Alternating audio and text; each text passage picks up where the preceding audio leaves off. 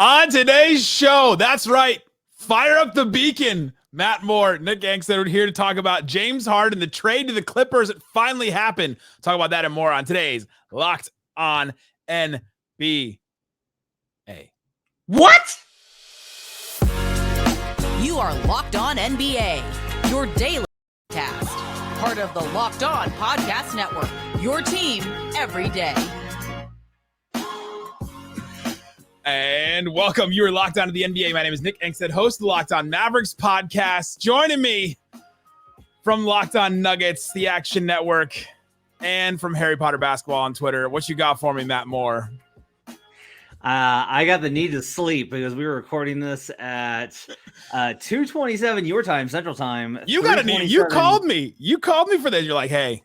You're like, I'm itching. Hey, no, I said that is an inaccurate representation of my reaction to the news that James Harden has been traded to the Los Angeles Clippers for what amounts to all of the extra plumbing that you the extra stuff that you find in your cabinets. Like, oh, hey, I didn't know I had this HDMI cord. That's what got traded for James Harden. I texted you and was like, I kind of think we need something for Locked On NBA, and you're like, yeah, I kind of think we do too. That's correct. And then, you showed up. I answered the signal, sir. That's right. I came when I'm not the hero that Locked On NBA needs, but I'm the one it deserves.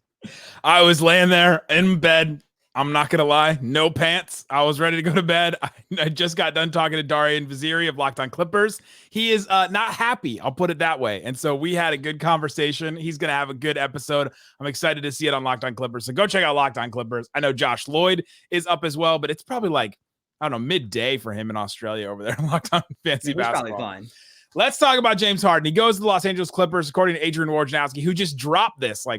Harden traded to the Clippers, and then what was it, 25 minutes? He just sat there and we knew no details. We knew nothing. We didn't know anybody that was coming back. And now we know Sixers are acquiring Marcus Morris, Nick Batum, Robert Covington, KJ Martin, multiple picks who we know are a Sixers 2028 unprotected first round pick, 2 second-round picks, pick swap. And the Clippers are routing a 76ers, a future additional first round pick from a third team that we still don't know. It's believed widely, at least to the people I've talked to, and this has been reported on Twitter a little bit too, it's believed to be OKC, to no surprise. That OKC, which they've got them. I'm very excited that somehow Sam Presti is going to wind up trading Russell Westbrook and James Harden twice. Yeah, basically. So, going away with that. 50%. And then going to the Clippers, James Harden, PJ Tucker, and Philip Petrusev, the center, going over to the Sixers on this. Matt Moore, your instant reaction to James Harden, now a Los Angeles Clipper. I mean, in typical meanness, I'm like, ooh, they got PJ Tucker. That was legit. I was like, oh, they got Tucker. They can play small ball 5 now. Look, I mean, this has been, I'll tell you what I've heard over the last couple of months, which is, the Clippers postured pretty hard publicly, we're not really interested. We're not going to do it right now. We're not going to really get involved in this. And every time that I asked, I was like, oh, so the Clippers aren't interested? Everyone's like, no, that's not true. They're very interested because Kawhi Leonard and Paul George wanted this move. Kawhi Leonard and Paul George wanted the Clippers to trade for James Harden. Kawhi Leonard in particular has been after point guard help since he got to the Clippers. They very much wanted improvements, and they have chased a number of guys.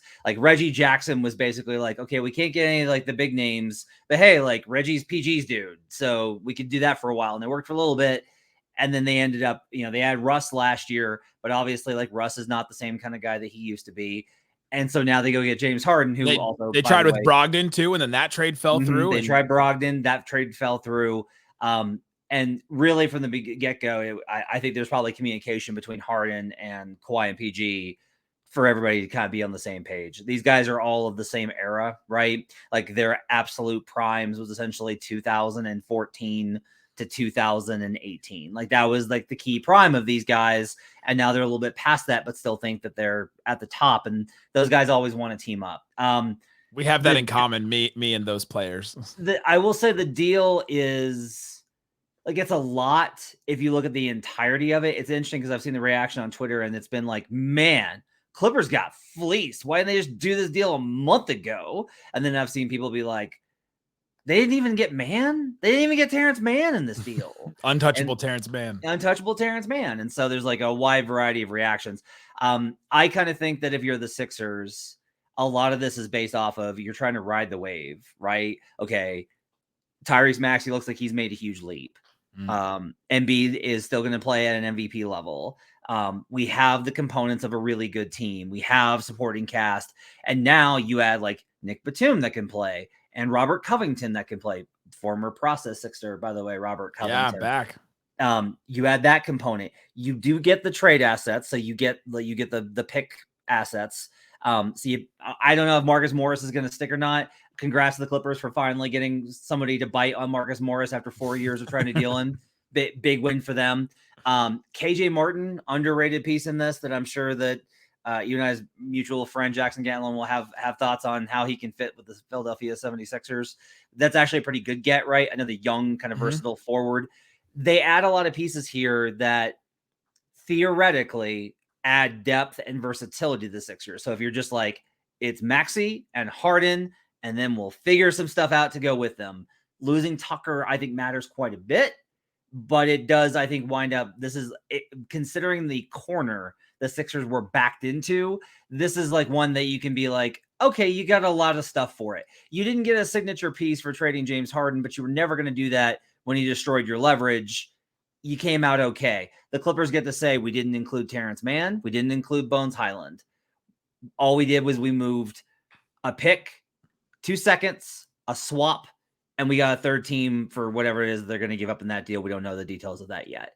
In general, I think it's a pretty good deal for both sides right now.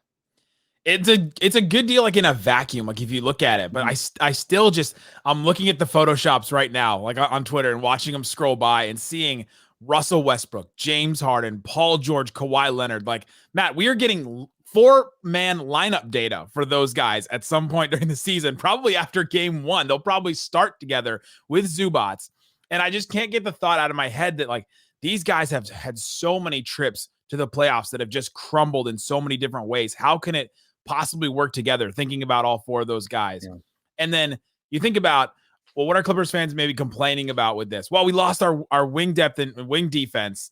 Okay, well, that's what the Sixers get maybe on that side. So you're thinking about that. And now the Clippers, they don't have a ton of depth, and a bunch of guys that have been injured now are older and trying to figure out how that is. Plus, what was the Clippers' whole thing last year? Well, we didn't get enough time to play together. Well, guess what? Let's introduce a huge piece that likes to play one way, and then all of a sudden the coach wants him to play a certain way, and then he doesn't want to play. Doc Rivers called him a challenge to coach. So I think that this is an experiment. They're going for it. They're obviously going all in. They're going all in with these LA, like the native LA guys to try and figure out if this is going to be it. And I'm so curious to see how it goes. And I'm not buying it. Like, I'm not buying that this is all right. We can go to the conference finals and win a title with this team. Yeah. I mean, look, the meme has been used all over the place, which is no, that never works. People delude themselves and they think it's going to be successful. But it just might work for us. And I get that. At the same time, look, here's the rotation for the Clippers the other night in their win over the Spurs. Okay. Robert Covington, swap him out for PJ Tucker. Okay. Kawhi Leonard, Ivica Zubac, still there. Paul George, still there.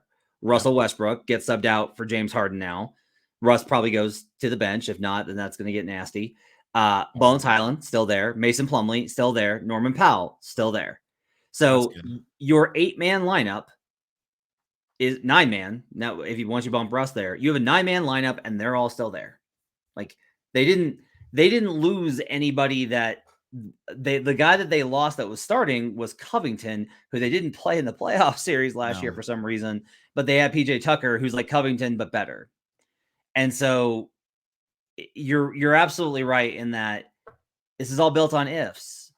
And it's like, yeah, what are the chances that you get everybody healthy? I think if you're the Clippers, I think part of this is it's been pretty clear from the beginning that they were like, we got to make a run with this team. Like we have to make a run and we have to make a serious run. And in part of me wonders if this is a kind of a negotiation with Kawhi of, we need more from you in the regular season. Like we need you to be available and playing. And Kawhi's probably like, make it to where I don't have to carry the team if I play for 60 games. And now he doesn't. He's got Russ, who is an innings eater for whatever purposes those are, and has played pretty well with the Clippers. He's got PG. He's got Harden. So now there should be an equal balance of all those guys to where they can find ways to figure this out. And based off of Harden's success with Chris Paul in the 2 years that they worked well together before Harden once again threw him under the bus, a coworker, it worked out and it worked pretty well. And there's always that kind of taught Harden, I think, that look, you can always kind of figure it out. Great players will figure out how to play together. And I don't know that Harden is necessarily, it'll be interesting, right? Like if Harden comes in there and is like, yeah, we're going to play Harden ball now. Well, that's going to get nasty in a hurry. That's going to fall apart. It's going to melt into a million pieces. But if instead he's like, no, like I came here because I don't want to be the guy anymore because I tried doing it. I had to be that guy for Joel Embiid in the playoffs and it was a disaster. So I'm going to hitch my wagon to Kawhi. And if Kawhi's like, you handle the regular season, I'll handle the playoffs. Isn't that kind of a perfect balance between what Harden does and what Kawhi does? Oh, you may not have talked me into it, but you got me dang close there, Matt Moore, on the whole talking me into the Clippers thing. I've got to see it. I got to see it work. I got to see what kind of actions they run with those guys. You really glossed over if Russell Westbrook goes to the bench, then that'll be fine, and they'll figure that out. But we'll see. We'll see if that's fine and figure that out. Coming up, I want to talk about the Sixers side of this. Is Joel Embiid next? Does this signal that the Sixers have to make some moves? Are they just rolling over with what they got? We'll talk about that coming up. But before we do, let me tell you about FanDuel. Matt Moore, big fan of FanDuel. Lots of stuff with FanDuel you can check out all the time. All their odds and lines and props and all kinds of stuff. New customers get $150 in bonus bets with any winning $5 money line. Tyrese Maxey, most improved. That's like a layup right now. You can get that right now. What are the odds on that one right now? It's awards plus 300. I was gonna say you probably know it off the top of your head on this one. Most improved player. He's plus 200 right now. Yeah. Moving fast. So that's going down. So you can go check that out. The next closest Cade Cunningham at plus 1,300. Scotty Barnes plus 1,300 as well. So Tyrese Maxey's running away with this 3 games into the season. FanDuel.com/lockedon. You can make your win. If you put $5 down, you can get 150 in bonus bets. If your team wins, you can make that Tyrese Maxey, I guess. So FanDuel.com/lockedon. Kick off the NBA, NFL season, all that with FanDuel.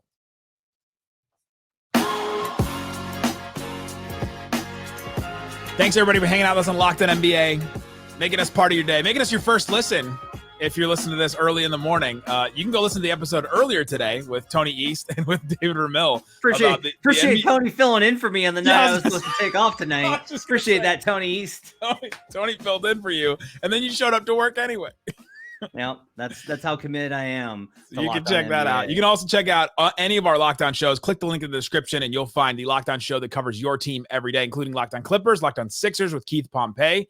I'm sure he'll have some stuff. He's got some Harden stories that I've heard that are just fabulous, and I hope he shares some of them on the show today.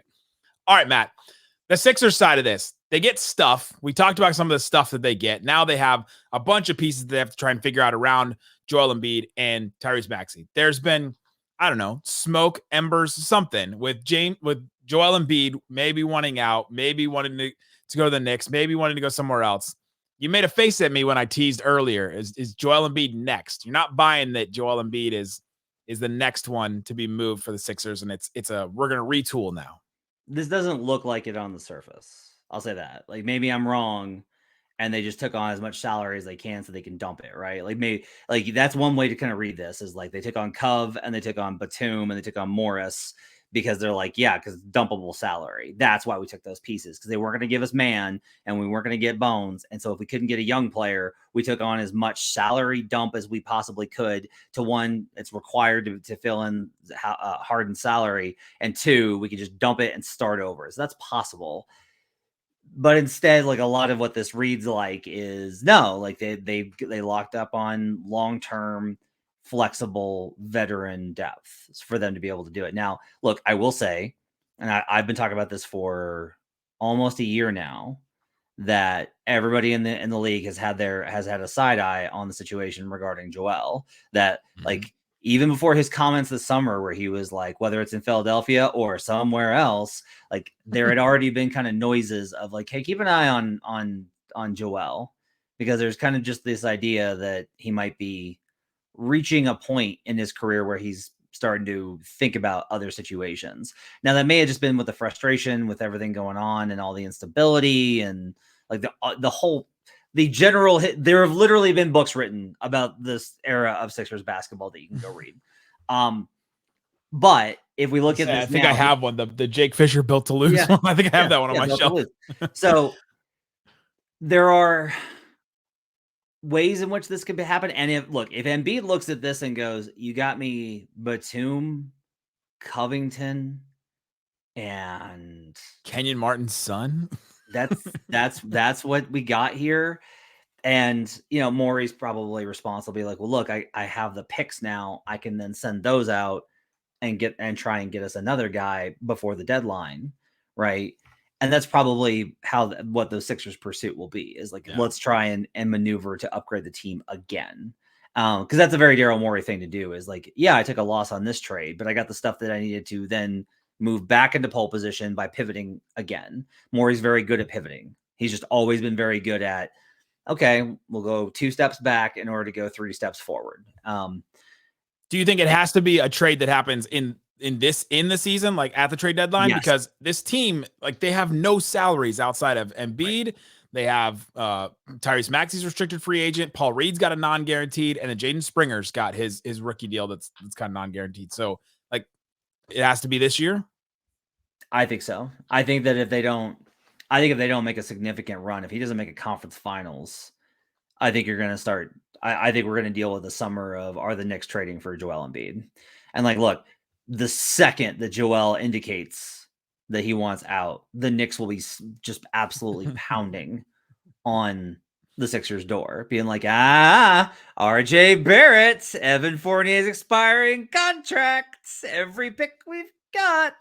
They're real. These picks are real this time. And Miami will also be pounding on the door, being like, a deal that Portland didn't want for a lesser player. Want to slightly use Tyler Hero? We never shopped. Yeah, exactly. So, look, the options are not going to be great if that happens. But I will say that I do think the signal to me in this trade is very much one of not pivoting to the future, not pivoting to a rebuild, because they also didn't clear out anything else. And you mentioned like there's not much to clear out, right? It's just these guys. The sense very much seems like the Sixers think they got a squad, right? They're playing pretty well to start the season. The vibes have been good despite the Harden situation overhanging everything. And in part, I think that their start to the season is what's emboldened them to be like, we got enough. Like we don't have to get return or upgrade on Harden. We just need enough stuff to get us through. And the hope is that Covington, Batum, Morris, KJ Martin, that some combination of those players provide you with depth that helps. And then you turn maybe some of those guys plus the picks that you get in this deal, you turn those around and you're able to acquire what the next disgruntled star is in order to try. Maybe they just trade back for Ben Simmons. Maybe turns. That's the move. Maybe they just trade back for just go backwards. You're talking about Daryl Morey taking steps backwards to take forward. Like, all right, we're going all the way back. All the way back. We're just going to undo it all. He's setting good screens.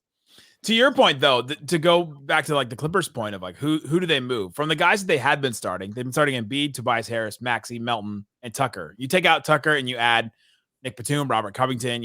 Pick which one you want. And then now you get another one of those on the bench, and then removing James Harden is probably addition by subtraction with the vibes category. That's probably going to help them move forward a little bit. And then all of a sudden you don't have that cloud hanging over your head. Nobody in the media is asking you about it every day. Like maybe that is how they take a step forward.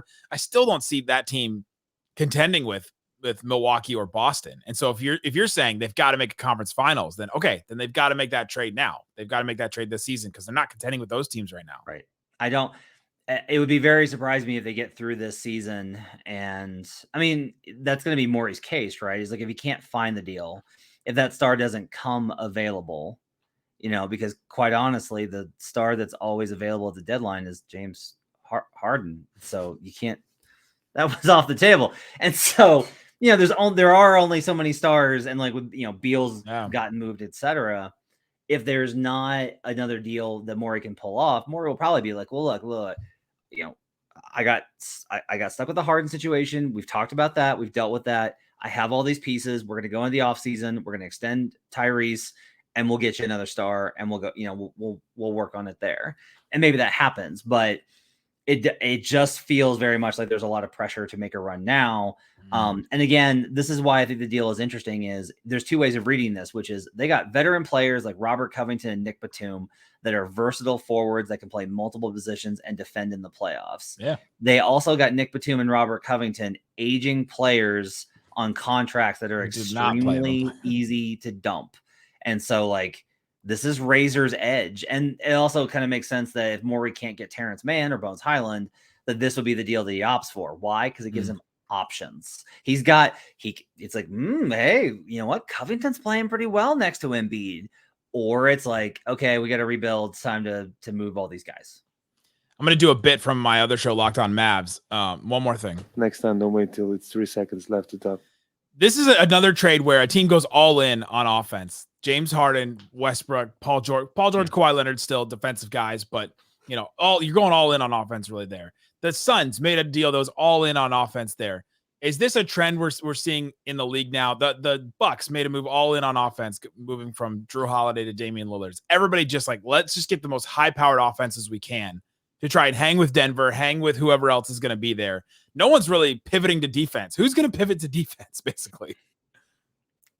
The Cavs, I guess. I don't know. Like, I don't know what team is going to wind up pivoting to defense. I think the key here, though, is one thing the Clippers did do in this deal, which, look, I'm not optimistic about a lineup that features James Harden and Russell Westbrook defensively. That doesn't. Again. Although, look, Russ, to his credit, played pretty well defensively in the playoffs. He did.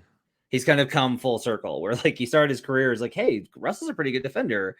And then he became Russ. And it was like, oh, Russ does not care about defense at all anymore. Oh, Russ can't do defense anymore. And now we're right back to like, oh, Russ is so leading the league in and, deflections. Yeah. Like Russ is so old and veteran that now it's like, he's not bad at defense. And again, and Kawhi, there's also kind of this idea always that Kawhi is still 2014 Kawhi and he's not. Like, that's just not who he is anymore. But I'll also say this: you can't really look at the playoffs last year and be like, well, defense wins championships, and that's why the Denver Nuggets are your NBA champ. Like, and you look at the Western Conference, and it's like, who are your threats? And it's okay. The Warriors can defend. That one's fair. Like the Warriors can, as long as Draymond's playing. As long as Draymond's playing, the Warriors can defend. The Mavericks. Wow, I can't believe that just came out of your mouth. I'm so proud of you. Like, that's a team that sure attempts to play defense. But my point here is actually, monster. My point here more is like, offensive floor is now more important than ever. Like, you better be able to score, because that's what happened to Miami in the finals. Is like Miami shoots 45% and finds themselves in a miracle finals run, and then they get to the finals and they play great defense and they bust their backsides so hard. They give so much great effort to slow down Denver, and Denver's like, "Oh, good job, you dragged us down to a 110. How much energy do you have left?" And the Heat are just like throwing up the most pathetic shots imaginable because they're out of gas. And the Clippers won't be that way. They have enough offensive firepower to get there. I'm presenting a very positive look on all this because, and this is very odd that I'm the positive one on this pod and you're the negative one. This is not our identities in general, but like the clothing we're wearing does not match that either. Like, Nixon, for those of you on listening, like Nick's in like a nice like pink t-shirt, like smiling, great hair, and like I'm the grizzled dude that was at that ball arena waiting on Nikola Jokic. Been doing this for 15 years. I feel like I should have a cigarette hanging out of my mouth, but in the rain, like outside. Yeah, the point is that the most likely outcome for the Clippers is definitely, who saw this coming, that PG's hurt and Kawhi's questionable, and Harden's inefficient, mad. And Harden and Russ combined to shoot 4 of 25 in a elimination game 5. Like, that's the most likely outcome. But if you're the Clippers and you're trying to make this work, and your star players in particular say, this is what we want, and you only had to give up the package that they did, honestly, I get making that move. It's a risk. They're taking it. They're going for it. They're going all in with this trade. We'll see what happens with this Clippers team. Hey, I think it's worth it to go all in for them. I don't know if this is the right player to go all in for, but that's the one that was available. So they went all in. They're going for it. Go listen to Locked On Clippers. Darian's got some takes on this trade as well. He feels very strongly about it. Go check it out. Guys, thanks so much for listening to Locked On NBA. Boom.